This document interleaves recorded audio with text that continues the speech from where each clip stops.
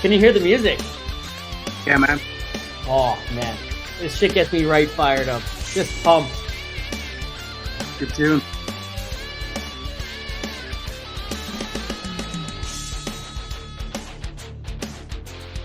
This gets you, like, in the mood, you know? Like, Yeah. people have music they want to, like, fornicate to. And then there's music that you want to, like, record a podcast to. This is both. There you go. Double whammy. Double whammy. All right, welcome back to another episode of On the Throne with Dick. And shout out to Senjin Boychuk for making that incredible outro music. And find him everywhere on the socials, man. And yeah, I'm really excited for today's episode. You know, we got Red Leaf Oil Clothing. Yeah, man, I'm pumped. I love your gear, man. Thanks, dude. Appreciate it. Man. I've wanted to get you on for a while, man. You know, like it's oil and gas podcast, blue collar podcast, oil and gas guy. You work around where I work around in the winter, right? You nearby Totally. Anyway. And man, that logo, and I didn't know the world class oil and gas patch was on the back. That is sick. Thanks, dude. Yeah, it's what we do, right? And yeah, I've been through Fox Creek a bunch of times, just driving through. I never even knew you worked there, but yeah, man, I've been there for 6 years now. Nice. Except for when I come here and work on the road crew in the summertime, just to kind of keep it so not all my eggs are in one basket kind of deal, you know? So it, when the bottom falls out of her and we're all scrambling, when the music stops, I still want to have a chair to sit down. Right. So, and then, yeah, I've been coming here I've been in the patch for 12 years. I've been coming here for 9. Nice. Yeah. Yeah, man. It helps break up the year too, like in the grueling schedule of the patch. I mean, I'm home less when I'm here, but my wife gets to come visit and I'm not on call 24/7. Yeah. So like it makes me want to murder people less. There's always benefits, right? Pros and cons to everything. Yeah, man. And you're in what, Swan Hills, eh? Swan Hills, you betcha. Yeah. It's probably like 45 minutes from Whitecourt, which is I think another 45 to Fox, something like that. Yeah. Yeah. How long have you been out there for? Are you born and raised in Swan or? No, from Saskatoon. So ended up out here in 2005. Nice. So it's coming up on 20 years now. I never thought I'd be here that long, but I'm currently recording this podcast from Saskatoon. No way. I'm on Circle Drive right now. I'm at the Super 8. Oh, cool. Yeah, man. Working out near Collinsley. Oh, cool. Yeah. Haven? Yeah. We're doing the road crew thing here, and this is just a small gig here. We've been here for like a couple weeks now. We had a couple bigger jobs around here, but this is this here small. We should be done here tomorrow, and then we move to Porcupine Plain. Oh yeah. Staying in Hudson Bay, so yeah. Oh, sweet. Yeah, I've never been up there, so that's pretty neat. Moose capital of the world, apparently. Is it? Yeah. Dang. Yeah. That's where. What's that? Sorry. See them lots up here. Yeah. Well, yeah, man. You see a lot over like in between Swan Hills and like Valley View. There's a fuck ton of moose, right? Like it's Moose Alley, right? In that part of 43, right? And yeah, this past spring, I've seen them a lot. Like it was an abnormal amount of moose that I seen up on the ANC. Nice. Yeah, man. They're all like skinny and gross looking now. So I actually have a brother and my parents are still living in Saskatoon. So nice. I used to live here back in the day and when did so like 2009, 2010 till about 2012. Oh, cool. Yeah, man. I lived over in Alphabet City there for a while, and then I lived over I guess Blairmore. It was kind of close to Confed Mall. When I moved away, I was living over by Confed Mall. So both ghettos, I lived in the ghetto. Yeah. West side, southwest side. Yeah. I grew up actually in Sutherland, which is kind of a small town. It's on the east side of Saskatoon. It's still kind of a little pocket, but it's considered Saskatoon. That's where I grew up. Do you Was West Side Dougie a fixture in Saskatoon at that point in time, or Sailor Dan? Sailor Dan was, yeah. Yeah, Yeah. him lots. I've actually bought a few of his drawings before. Yeah, he passed away Wow, a really? couple years Yeah. ago. Yeah. Yeah, it was oh yeah, it was a couple years ago. I think I wasn't. I think I moved away. I think yeah, it was a few years ago now. Sailor Dan passed away. Yeah, Yeah. yeah, man. Fuck, that's crazy. There's the 3 degrees of separation, right? And everyone's kind of sort of connected somehow. And then hey, here's our of all things Saskatoon. That's crazy. Yeah. Yeah, man. So, man, how did you come up with the? I guess I want to get into it. Like, how did you come up with like the design and why? Like, what was? Why did you were just working away one day? You're an operator, right? Yeah.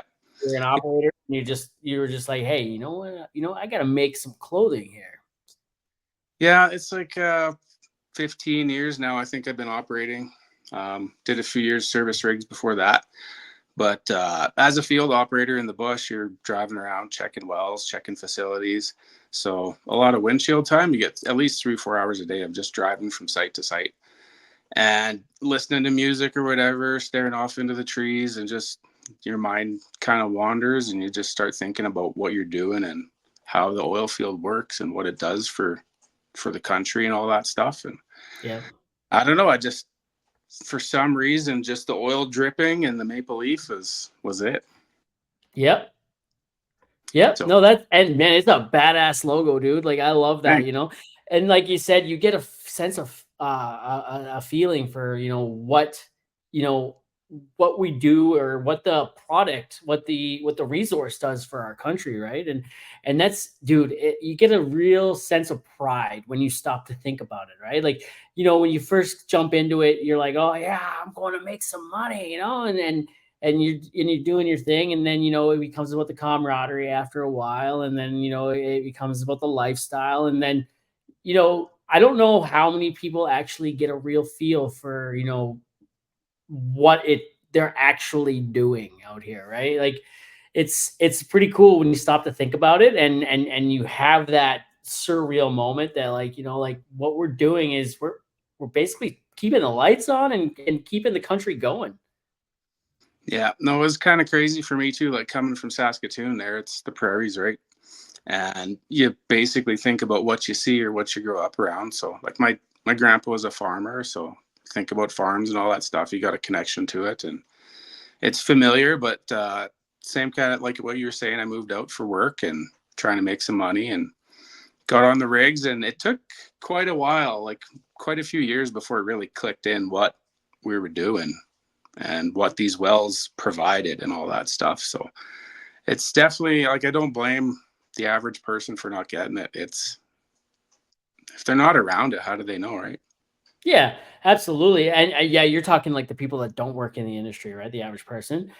Oh, dude, there's such like when I go back to home to Ontario to visit, Yeah. so many people don't have an idea, right? They don't even have a clue, right? I had a conversation about uh equalization payments and transfer payments and whatnot, and I'll talk. with my sister's mother-in-law, and she's like, "Oh, it's fair though. Like it's fair. Quebec's a have-not province, and that's where the population is. Like if they're making money over here, yeah, you should send it over there." And like, I didn't know whether I should like strangle her or like, but I turned it into a teaching moment. I tried, right? She Yeah, didn't get it. She didn't. If you're not here, you don't get it, right? And what's cool, we talk about it all the time now, though, is like TikTok, social media, and stuff like that. It's shedding a light on what it is we're doing, right? And maybe some of us aren't. Like my content, I joke around a bit with it, and I started showing a little bit of my day to day activity and whatnot, yeah, but yeah, man, like it's a crazy ride, man, because it's kind of like a resume at this point in time, right? Like or like not a job board, but like it's kind of like a pamphlet. It's like a pamphlet. It's like you go to a hotel and you're like whitewater rafting, only 45 minutes away, you know, and yeah, you're like, hey, oil and gas, bitch, right here, right? Like No, for sure. Yeah, I don't know. It's been really eye opening for me. CanadaAction.ca was kind of, they're like the pro everything, right? Like pro mining, pro farming, pro all that. So that kind of started the gears going in my head, anyways, for like, yeah, why isn't this info more out there? And, why isn't it plastered everywhere? Like how awesome it is that we all have these furnaces and pipelines and gas tanks, and we can do so much nowadays that we couldn't back in the day, right? Like just 100 years ago. So I don't know. It kind of got exciting to me, and I figured, I don't know, like why isn't there more out there like this? Like why isn't there kind of some dope streetwear, some stuff that's stylish? And I started looking around. There are a few things, but none of them just really hit the point for me, like for the feel and the logo. So I was like, bounced it around in my head for a couple of years, took some notes, and I was just like, there's probably like 20 different reasons why I started it, but one of them was just to scratch that itch. I gotta make it, see what it looks like in real life, make it a thing. Hell yeah, man. And you've done a hell of a job, man. Like, I mean, like they're nice hats, man. Like I noticed today on the back, the little like part on the back where you can like make it tighter or looser. You got Yeah. the RL, you got the RLOC logo on the back too, man. Like on the little tag on the back of the hat. The inside of the hat, I'm not taking the hat out because I'm bald as fuck, but like Oh, good. like man, the inside of the hat is nice, dude. Like, dude, you spared no expense when you made this stuff, right? Like, it's and that's what you got to do really in order to get quality shit that you can stand behind and that you're proud to push out, right? It can't be some cheap shit. It's got to be good, right? And you've done that, so Thanks, man. Appreciate that. It means a lot. Um, I was a snowboarder as a kid. It kind of sounds weird coming from the prairies, but I was big into snowboarding and loved it. And there's a lot of like skateboard style and snowboard style. Like style is a thing, right? So you got while you're doing and stuff. I don't know. I got all this different stuff.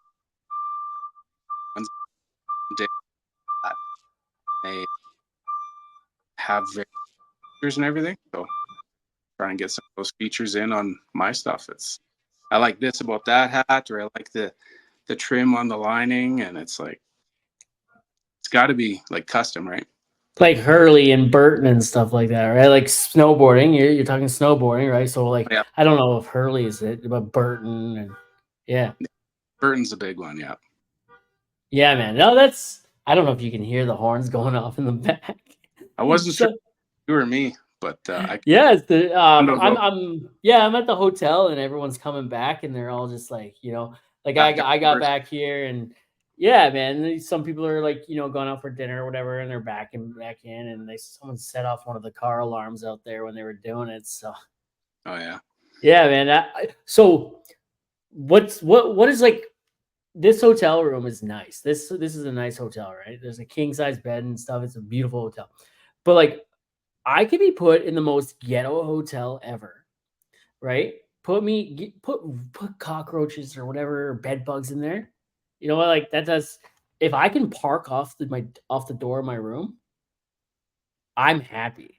yeah, Blood stains on the sheets. You know what? I had a bloody nose last night. That's from me for sure. Right? yeah. Like, I could park off my room. I'm happy. Leave me alone. Yeah. So I don't know. It's been pretty a big learning curve doing this. So I've Yep. never done it before. Just kind of dove in head first and trying to swim. It's kind of fun, but watching your videos and all the other guys' videos, it's kind of watch and learn and try and trial and error, and it's been fun. But yeah, I love your stuff, your content, and it's good to get a laugh, and that's something I need to work on too. It's people like that stuff, right? Yeah. Yeah, man. No, and man, you got to be relatable, right? The more relatable you are, the better it does. The more people like it, and also when you're relatable, and numbers don't really mean shit, but like if more people are, if you're selling something, you want more numbers, right? The more numbers, the better, because like if the conversion rate on that, let's say it's like 20,000 people look at it, and like okay, so out of 20,000 people, even, 200 people decide to buy. That's huge, right? Like For sure. 200 hoodies, 200 hats, like Absolutely. yeah, man. And yeah, so like you're also, I thought you're a firefighter as well, right? Yeah. Yeah. Look at you go. Well, it's a kind of like a form of community service. Put some good karma in the karma bank, right? So it's a volunteer fire department, and been doing that for 5 years. So the way it works in small towns is there's not really anyone, like, enough calls to justify a paid full-time person. So people with some training step up and go do trainings every week, and then when calls come in, then we show up and we do our thing. It's actually kind of funny because I never knew this till I even joined the fire department, but I don't know what the stats are, but it's surprising. I think there's way more volunteers than there are fully time, like in the cities, paid guys. Uh, Wow. for Canada as a whole, if you Google those stats, it's quite surprising that all the little communities, it's a lot of volunteer positions where they just come from work or come from home and go to the hall and do their thing. I know quite a bit of volunteer firefighters. Actually, I work with some of them. Our dispatcher is a volunteer firefighter in Fox Creek, and one of the people we work with, she's a volunteer firefighter where she's from in Pinoca. Yeah, Okay. and yeah, it's like they do a lot of talking about that stuff, right? Like I don't know if you know who Quick Dick McDick is. Nope. Quick Dick actually lives nearby here in Saskatchewan. He's a farmer in Foam Lake, Okay. and he worked in the oil and gas industry for a bit and then came home to run the family farm. And I'm trying to get him on the podcast. We had lunch a couple weeks ago in Foam Lake there, and man, I can't wait to get the guy on the podcast. But he was joking around about it. We were talking about firefighters and stuff, and he's like, "Oh man, love them, best kind." He's like, "But they're a lot like vegans. How do you know? How do you know when someone's a firefighter? They will fucking tell you, right?" Like, I thought that was funny, and it's like it's true, man. Every single time, I've made friends with someone and they're a firefighter. That's like, oh, hey, I'm a firefighter. I'm a volunteer firefighter, or I'm a firefighter, and it's like, yeah, hey, dude, hey, man, cool. That's awesome. Yeah. Yeah. There's some stereotypes there for sure. And even between the paid guys from the cities and the volunteer guys, there's a bit of stereotypes there, but it takes Yeah. all. It's It's kind just of like cool oil too. and gas, right? Just like Oh, oil yeah. and gas. Lots of stereotypes there, man. Like I didn't take what he was saying as like offensive or anything like that. I thought it was funny. Yeah. I was like, yeah, man, that's it. It's just like oil and gas workers. How do you know when you've met one? They'll fucking tell you. Yeah. Yeah. What do Just you do? like, Thanks. I never thought you'd ask. yeah, no, it's kind of cool in the, like, small oil and gas towns because, like, on our department, anyways, basically Swan Hills is mostly oil and gas. We have the waste Yeah. treatment too, but there's like 5 or 6 different oil companies that are represented with people on our department. It's kind of neat. So, Yeah. little oil and gas group that makes up like probably half of our fire department. Um, so we get to chit chat about work sometimes too at calls. And sometimes they're in our fields, stuff like that. So what were like how old were you when you got into the oil field? You said you were been in it for what? Almost 20 Uh years, 20 like years, yeah. 22, 21, something like that. Yeah. What did you do before that? Like where did you just your first gig like oil and gas, or like was there, something before that, like you had to kiss a frog or some shit before you got to the good shit? Yeah, like basically out of high school, I worked for a little bit in a meat packing plant. I was a vacuum salesman for a little bit, just trying a bunch of random stuff. Worked at Doug's Spoken Sports snowboard store for a little bit. There you go. Worked at a place that imported and resold tea from India. I kind of worked in the warehouse there for a few years, and then just ended up. A buddy from Saskatoon was getting a job in Slave Lake, so he said they're hiring. So I booked a trip to Swan Hills in my 1993 Buick Century and drove on up. It was like January 3rd or something like that. Stayed in the hotel, and the rest is history. Did about 3.5 years on the service rigs. So Nice. yeah, then I had a kid by that point, and the family life was started, and I got an opportunity to go operating. So I snagged that up. Yeah, it's usually when you get one of those, it's usually pretty like, hey, you know what? I get to wear my slippers sometimes, like, yeah, yeah, I know what you guys do. I walk into the control room sometimes, get a ticket sign, and you guys are just like, hold on, let me get my slippers off here, like, hey, don't come no further than the door with them boots on. I don't want to get my slippers dirty, right? And I know, Yeah, I see what you guys do. No, and it's probably like, also very stressful at times, right? You're responsible for like what batteries and shit like that in plants and whatnot. So, it's a lot of moving parts, man. I get it. It's like yeah, everyone looks at a consultant and thinks he's got a cushy job, but like that's anything but. yeah. Yeah. Yeah, it's a different kind of work, right? Like, I mean, even field by field, it varies. Like, I worked up in House Mountain Field for a while there, and operating there is different than operating south of that, and that feels different than operating south of that. Different companies, but it's all fairly similar. Like, as a field operator, you're driving around, like you check your main facilities, you check your wells, you got to test the wells, you got to pig the wells, and write out work orders, do lockouts. So you're kind of responsible for things staying running properly. And when they get broken down, set the people up to fix them without getting hurt. Yeah. Yeah. That's important. Everyone comes home and, mission zero or Yeah. goal zero or whatever that iteration is. There's a lot of them. Right. Targets, And they all have tar- their own. target missions goal. Yeah. It's, man, like it's cool because like you almost know like when you're working around there, you are almost looking for it, right? Like where's their goal zero or target zero or mission zero? You want to know, right? And like subconsciously, even maybe you want to know, right? Like because it's in the back of our minds, and we're figuring that out here right now where I'm at.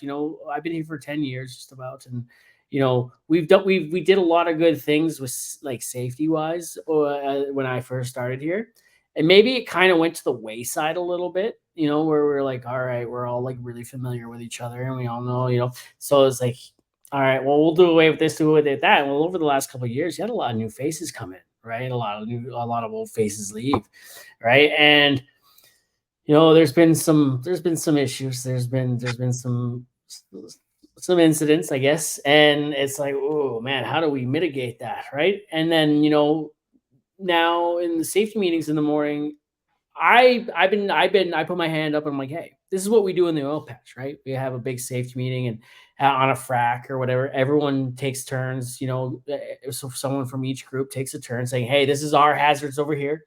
This is Yeah. our hazards over here.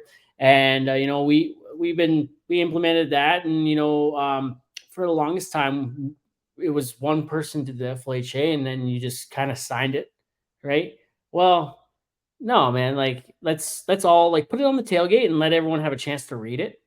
Because whether you and I never really realized this until recently, I kind of had an idea, but like I didn't understand the gravity of it until recently. Whereas like if everyone's reading it, it's in the back of everyone's mind now. Like, like, oh, Yeah. okay, that's a hazard, that's a hazard, that's a hazard. Rather than hearing it and one person talking, you look around at the group and half the people are staring at the clouds, like, hey, like what wonder what that cloud shaped like, and then and yeah, so I've been helping them, like let's implement some like shit that we do in the field here. And it's worked. Everyone for the last month now. Anyway, it's been a month. Right? Like, let's not go fucking. Let's not get too excited. It's been a month, So, but it's been working. Everyone's kind of buying in and getting on board with it, and we're all like nothing's happened in the last month, so we're good, right? Like knock on wood.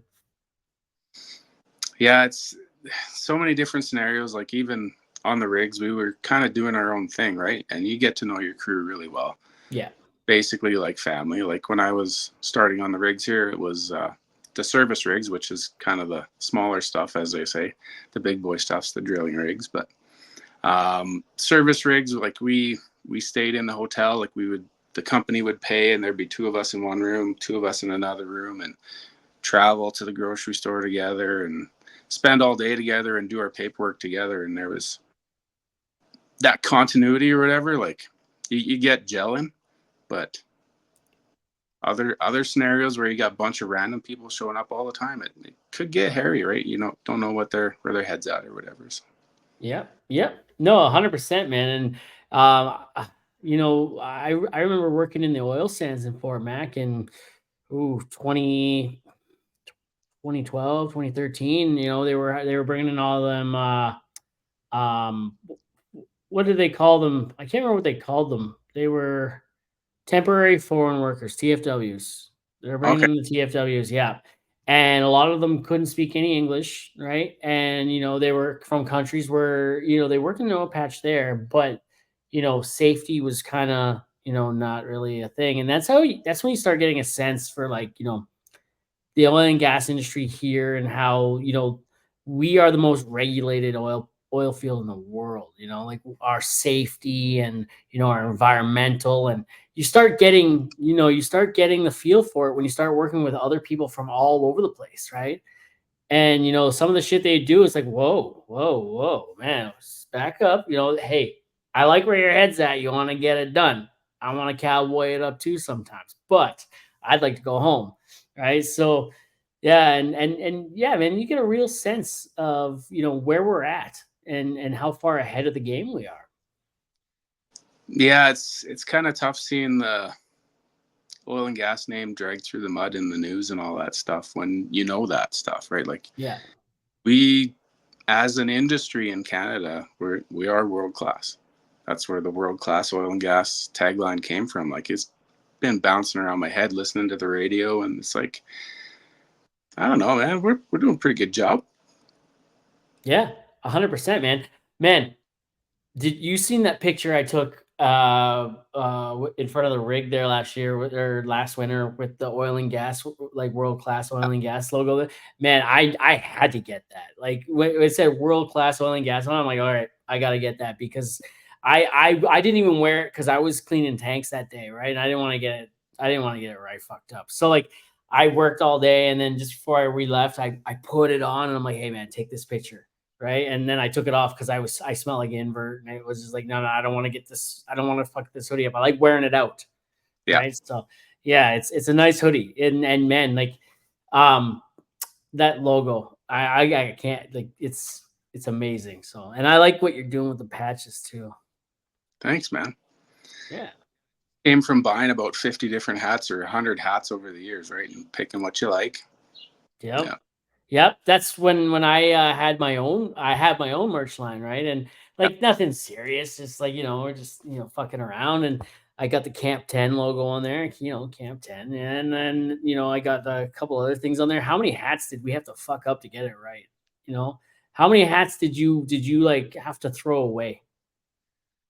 Well, I ordered, like, I had designers design the logo for me, and it took a bunch of re-edits because it just wasn't right, and I didn't know exactly what it was supposed to look like. I just kind of had something in my head. No, it doesn't look right this way, that way.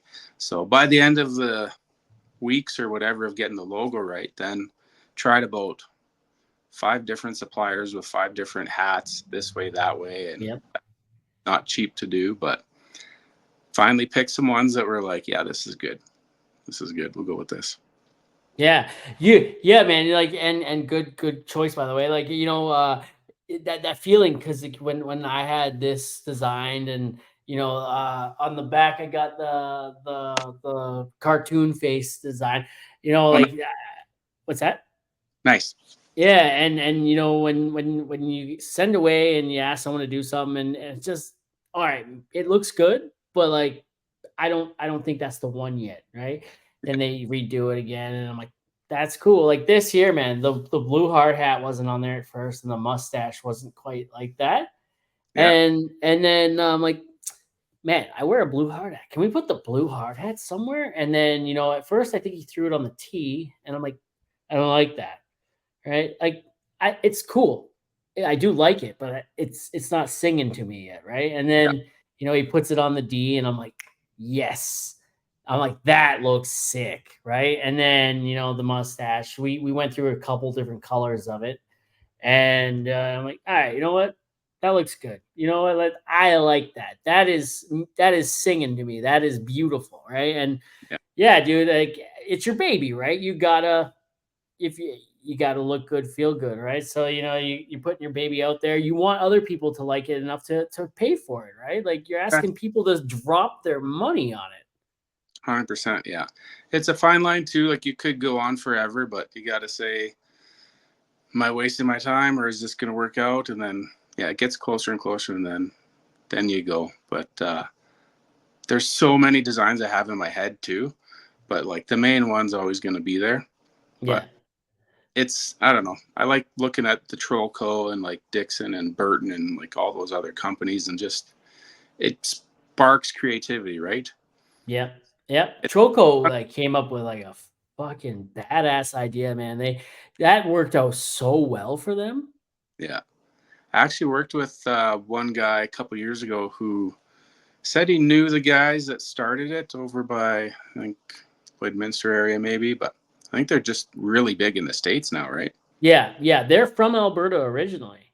Okay, yeah. And they blew up over in the US. And so, you know, they're mainly over there, which hey man, and you know, like working with them has been a lot of fun. Working with you has been a lot of fun. Like I don't know how much I've helped. I've tried, but like, you know, Absolutely. um yeah, man. I don't even know I have a code, don't I? Yeah. Yeah, what is that code? Is it Frost 10 or Frost 10? It's Frost 10. I don't know, man. It's in my link tree. And then like when I want to like yeah. You Yeah. bet. So if you guys see like anyone watching this or listening, you know, Red Leaf Oil Clothing, like Daniel Harper bought a hat. Yeah, he did. I was Yeah, actually he did. messaging the other day. He was asking about the details and stuff. He was pretty stoked on it, and I was pretty stoked to have him order and send him down to Texas. That's Yeah, pretty man. big oil country, Daniel's right?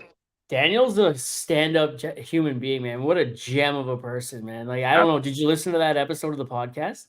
Oh yeah, I did. Yeah, and I listened to one he was on maybe a week or two later, second act or something The like that. Second Act podcast with Gord Kiley, man. That guy is my homie. I love Gord.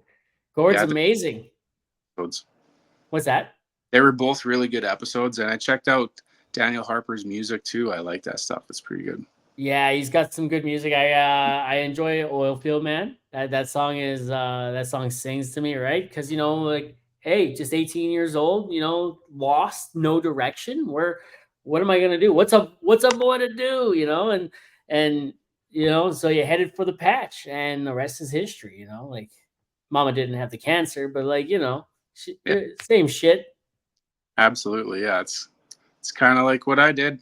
I thought I was just coming to make some good money for, at least a few paychecks or maybe a few months, maybe a few years. You never know. And it's 20 years later. I got a house and 3 kids, and Yep.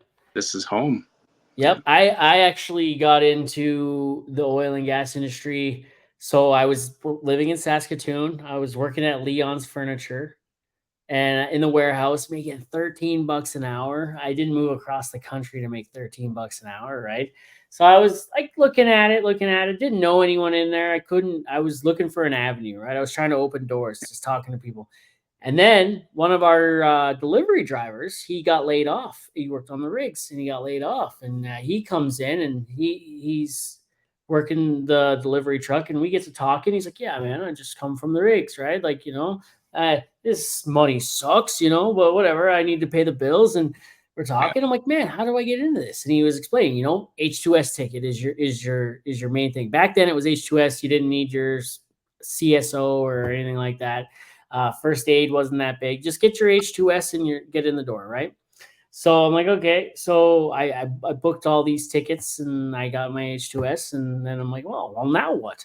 It's like start looking online, man. You know, and that's what I did. I started applying online, and I went to the first place that called me up in GP, and I just traveled back and forth for a while, and yeah, man, it was my first paycheck. I remember I had got paid yet, but I was with the guys. I was talking with the guys there, and I'm like, man, I really got to buy my wife some flowers. They're like, what do you mean? What for? I'm like, say sorry for being gone, you know? Like this can't Yeah. be easy on her. It's not easy on me. They're like, dude, buy her a car. A car? What are you talking about, bro? He's like, you'll see. A couple days later, first paycheck comes in. I'm buying my wife a car, right? Like, No. fuck yeah, let's go. Man, fucking I love that gig. And then, from there, just bouncing around for a little while until, back then, not so. I don't know if it's worse now, but I just like staying at one place. I don't like that jumping Mm, around. But back then, I jumped around a lot trying to find out what I liked and what I wanted to do. yeah. I'd go anywhere else for, they're paying an extra dollar. Fuck yeah, let's go. Right. And now it's like, if they're paying an extra dollar, an extra couple bucks, I'm gonna find out why first. Right. Yeah. Oh, they don't have a camp. Well, I'm making a couple bucks less here, but they have a camp, and like that's everything. So No, that's definitely a big benefit. That's for sure. I remember, yeah, it was. I can't remember what I was making starting, but it was big for me, like 18, $19 an hour, just as a green hand, like a lease hand, right? Basically, yeah. walk rag in your pocket and the green hard hat and don't touch anything. It's like this is.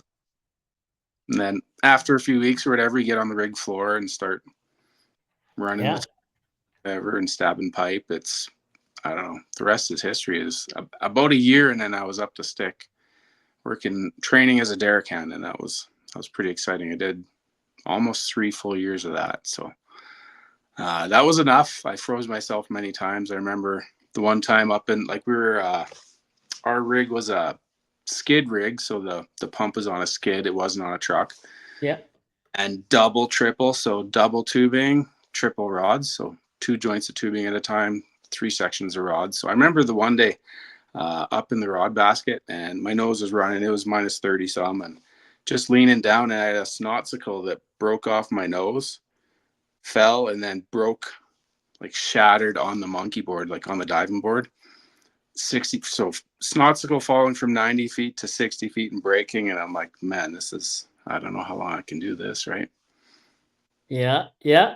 Man, that's looking back at my first winter, dude, and it was like I don't know how I survived that thing, right? Like my first night shift, man, right? The first night shift I ever worked, I was flying back. I stayed up all night with my wife, doing what we were doing, and then I got on the plane, all excited to go back to work. Boss quits while I'm mid-flight, right? Like I don't know what the fuck happened, but the guy that took over, we didn't really we didn't see eye to eye, right? And he right away he throws me on nights, and I didn't sleep a wink the night before. And first I had like a 3-hour drive. I landed in GP. Had to go to Costco and get food first, and then drive up to I think Fairview.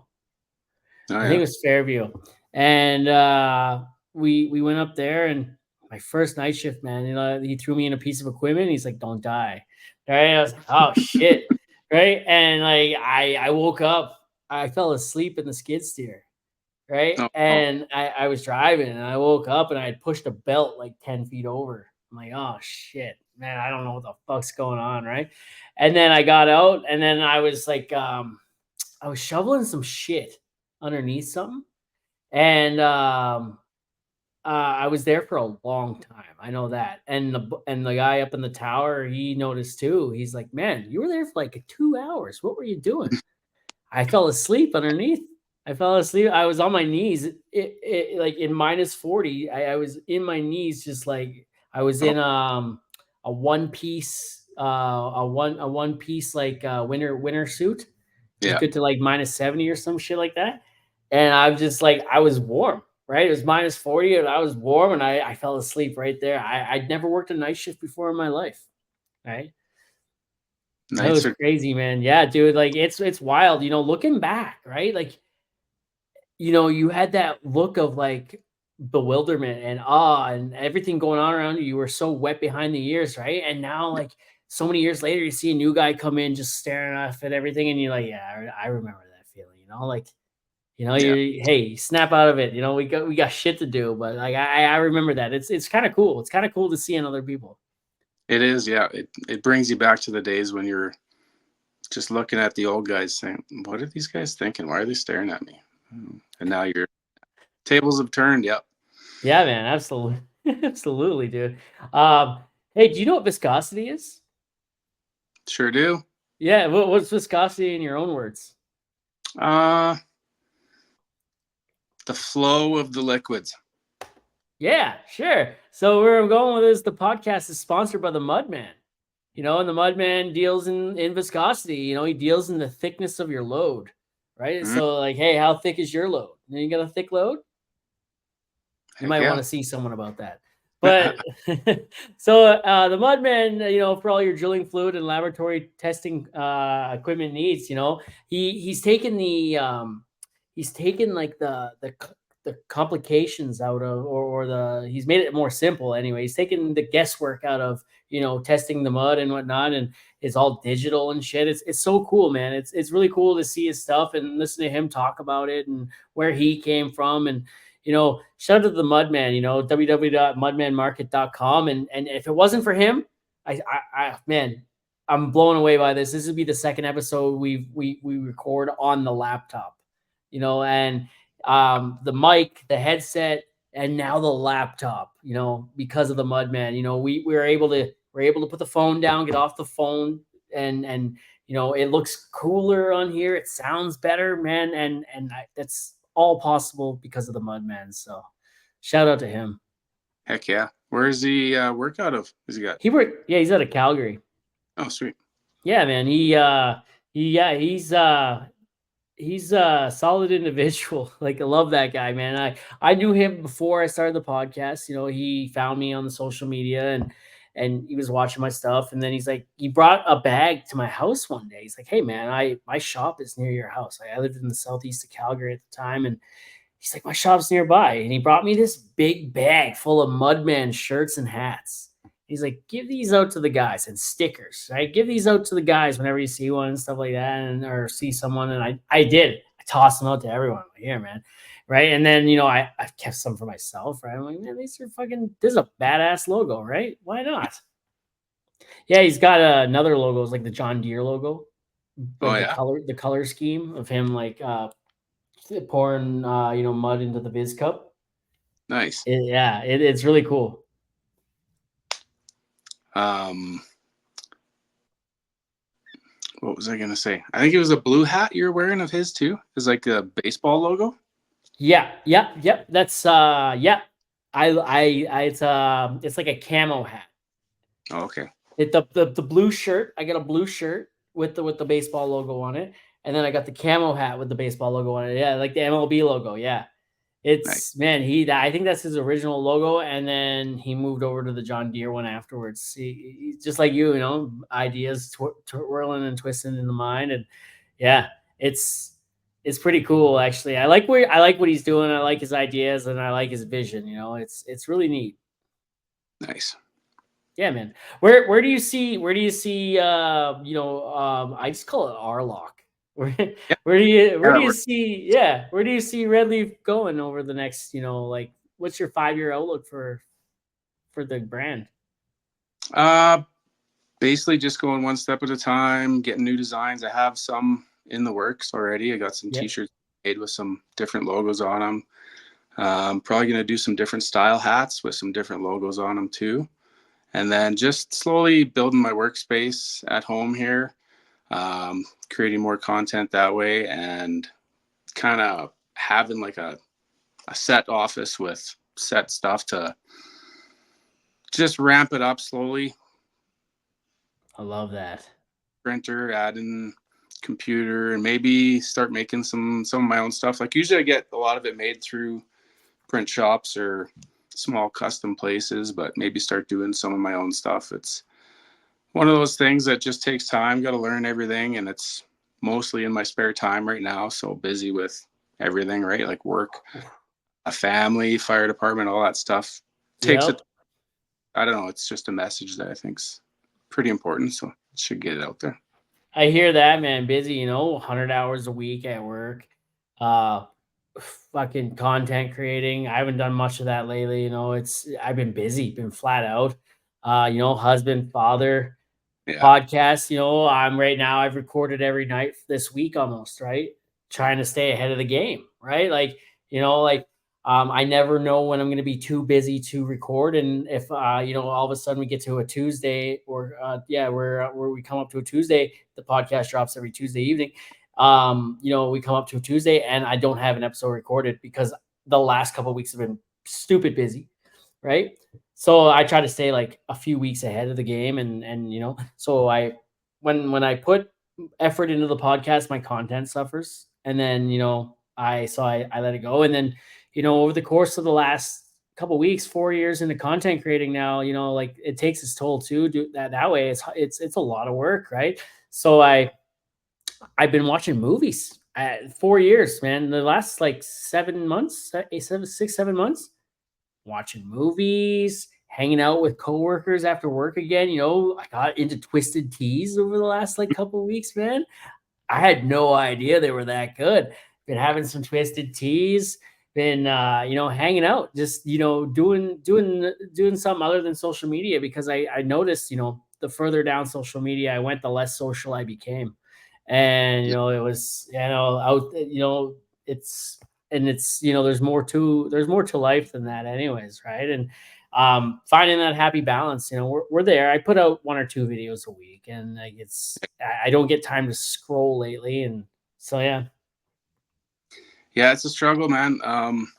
I find that too. You got to limit it. It'll suck you in, but it's good to juggle it around and take breaks. And sometimes for me, it's just recycling some old stuff and trying to keep a bit of a flow there going with putting something up on the stories anyways, something for people to click on, Yeah. whether it's new or not. It's try and keep people engaged, and but you definitely need to unplug.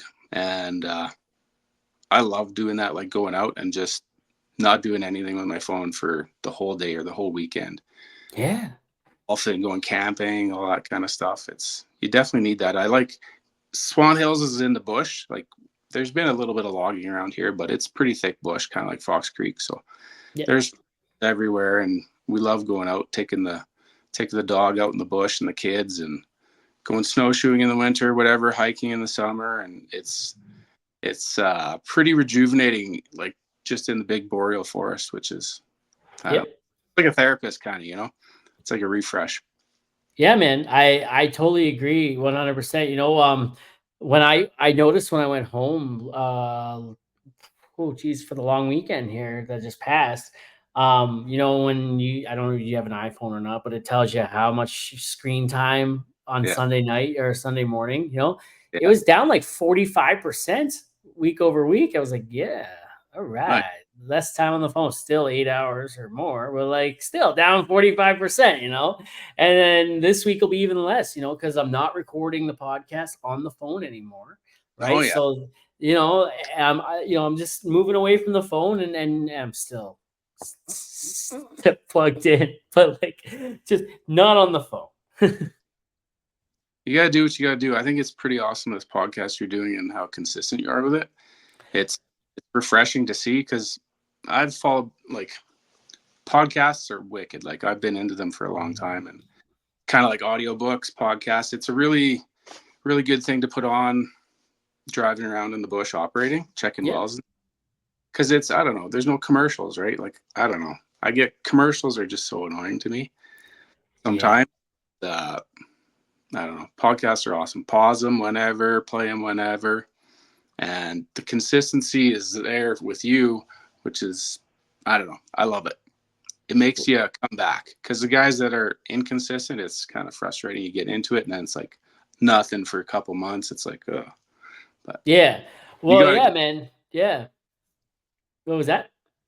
just said, you got it going on. You got it dialed. Oh, dude, and it's a lot of work though, right? Like oh my God. It's fun. It's fun though.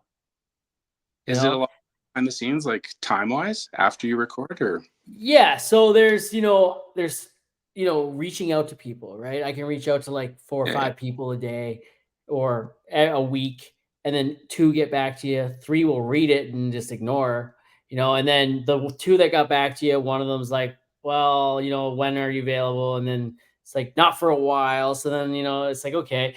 So like, and then there's that part of it. And then there's, okay, when can we make it work time wise, right? When are you available? When am I available?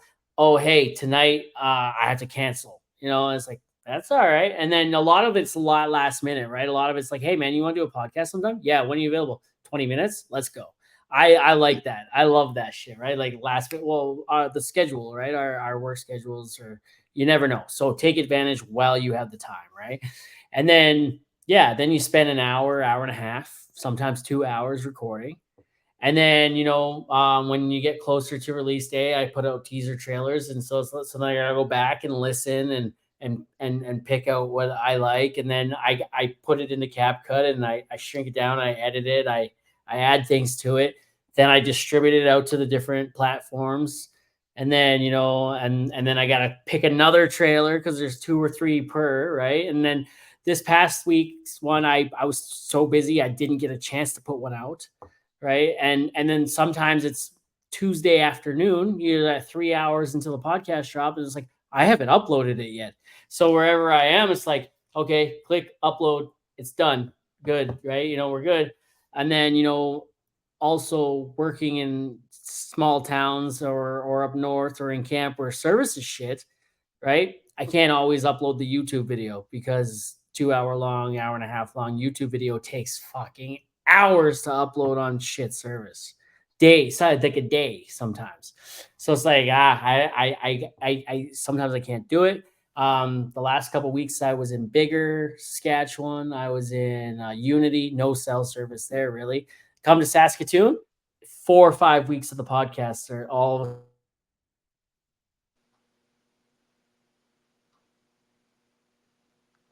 You froze up on my end.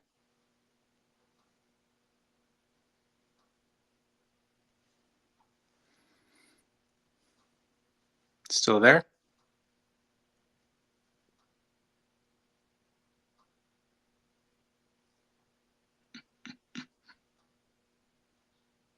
I lost you.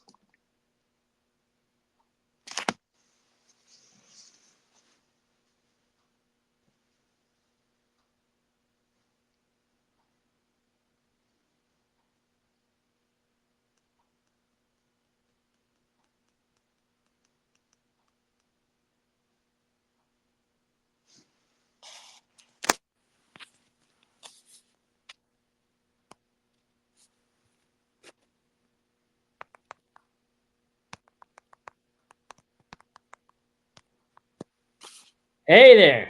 Ah. Just as we were talking about how, cell service is not the greatest and or service in general is not the greatest.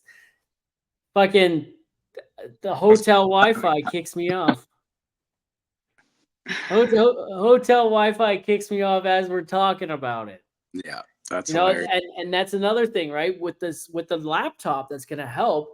I couldn't edit before. So if we had these issues, I'd have to throw it onto my old laptop, which was old and slow, and it would take hours to load up and all that shit. Sometimes, I'd do it and it took so long that I just ran out of interest and it went up how it went up. If there's a 2.5 minute pause in there, then so be it, right? Like, I guess, but now new laptop, good speed, throw it up there, edit it real quickly, efficiently, get it out there like that. Man, we're talking about it. You're probably not even going to know that there was a disconnect there in until you hear us talking about it. I'm just going to edit it out, right? Or Shut up. maybe I'll leave it. Who knows? Shows character. The podcast is rough and tumble. Hey, you know what I mean? And that's also why I'm so amazed that we're probably in the mid 80s now. Just about this episode will be that's 80 straight weeks that we've been posting the podcast for now, and like it, I'm blown away that been able to keep it going this long just because of these issues we have with, working up north and in camp and whatnot, right? And the work schedule. Yeah, for sure. It's pretty frustrating for me sometimes too. I don't know if it's my phone that's goofing up, or like if I'm out at work, sometimes the cell towers go down, or even our internet at home here in Swan Hills isn't the best. So I'd be uploading like a video or even sharing something to stories, and it's taking like 20 minutes. I just get frustrated. I can't sit around forever, right? But Yeah. it is what it is. It's there's all kinds of trade-offs for like living in the city. It's convenient for a million reasons, and I get that. But I guess got to live with shitty Wi-Fi and cell service sometimes in the bush, but you get the bush. Yeah. And man, it's wild though to me, and I say this a lot, is that we're how many years into, how many decades into the internet now, right? And how far the internet services have come, like fiber optic lines, 5G plus, even at some point. Like how does not every town have this stuff, right? And just this past winter, Fox Creek just got fiber optic lines through the residential neighborhoods. Oh, Right, nice. Fox Creek has been around for like 70 years, 60 years, right? Like, how are they just getting this shit now? I don't know. Yeah, we don't have that up here yet, and I don't know if we ever will. Like, we're such a small town; it's maybe 1,000 people, kind of thing. It's almost like a camp, kind of. Yeah. But Yeah. The camp we have is like 50 people, which is kind of nice. yeah, Yeah. Yeah, man. The I don't know, man. The next time someone wants to sponsor the podcast, right? The next time, someone reaches out about it, I'm going for that Starlink, right? oh yeah, Hey man, like, hey, what can we do to make your show better? Starlink. I need cell service everywhere I go. I need good internet, right? That's just part of the game, and that would help, right? So that's where I'm going with next, right? And it's that or something silly like fucking get me a drone. there I'll you go. record the podcast on a drone. I don't know. Yeah, if you had Starlink, you could go live from the truck. Yeah, exactly, man. Exactly. Yeah, I do that sometimes out in the parking lot. I park close enough to my door or the hotel, and I feed off the Wi-Fi from there. Or if I'm in a decent enough town, I just go and use the 5G. Like, I pay like $120 a month for all that data. I might as well use it. Yeah, Yeah. yeah, crazy. Things have been getting a little better though with in Canada. It's still crazy expensive compared to other countries for some reason. I don't know if it's the geography of Canada being so spread out or what, but Yeah, man. No, who knows? yeah, it probably has a lot to do with that. That and taxes and taxes. This is the thing. There's no competition. All the companies are owned by fucking two dudes. So in the U.S., you have like 20 companies competing, so it keeps prices low. Canada, two dudes, three dudes, whatever it is, Yeah, right? Yeah, it's shit. yeah. Whatever. It is what it is. YOLO. What are you gonna do about it? Yeah, man. So the wife and the kids are away, and while the wife and the kids are away, Red Leaf Oil Clothing will play. We'll podcast. You bet. We'll podcast. Where did they go to this weekend? You said they went GP? Yeah. Oh, that's not too bad. That's not that far. No, it's I don't know, 3.5 hours, something like that. My Send young them to get. Sorry, what's that? triathlon. Oh, nice, nice. Yeah. Send them to get some Crooked Creek donuts on the way back. They might. Yeah, they might. My wife has never had Crooked Creek donuts. I talk about them all the time. She's never been that far north. When I leave Saskatchewan here, when this contract's over and we go back to Alberta, we're going up to GP, and my wife's gonna come visit. And Nice. I told her, "You're stopping at Crooked Creek Donuts, right?" Yeah. Like I talk about it all the time. It's too far away the other way from Fox Creek. I'm going towards Edmonton. I'm not going that way when I go home, so I'm not going to go grab donuts before I leave. So I told her, I'm like, "You're stopping and you're getting some donuts, and you're gonna try these donuts because they're fucking delicious." Oh, they're awesome, and they're heavy too. Oh. A lot of calories packed in there, but they're I awesome. bet. I bet, man. I can only ever eat one. I get like one or two, and then I give the other one away, or I get like depending on who I'm with, I'll get like half dozen or whatever it is, and give the rest away. I'll take one. And like, here, I can't. Yeah, Yeah. and really good stuff. Yeah, man. I don't want to take up too much of your time, right? Like, I'm also, I gotta be up super duper early tomorrow. We're putting everything into finishing this job so we can move on, and tomorrow's our last day. So like, we're giving her. I got one more, question. You probably heard it if you've listened to the podcast before, man. The Mount Rushmore. You know, You uh, what's that? you bet. You bet, yeah. So Mount Rushmore has four of the most influential people on the rock. If you could have your own Mount Rushmore with four people, that you look up to, inspired to be, or that inspired you, who would they be and why? Yeah, I was listening to a couple episodes over the last few days, and I've heard a ton of your episodes, so I've been thinking about it for a little bit, and it's definitely my parents are up there. Hell Pretty, yeah. pretty decent parents that gave me a really good start in life. Loved me, clothed me, fed me, all that stuff, kept me busy, tried to keep me out of trouble as best they could. And yeah, they're just hardworking people, and they set a good example for me. So it's they're definitely up there. My wife for sure too. She's she's pretty awesome.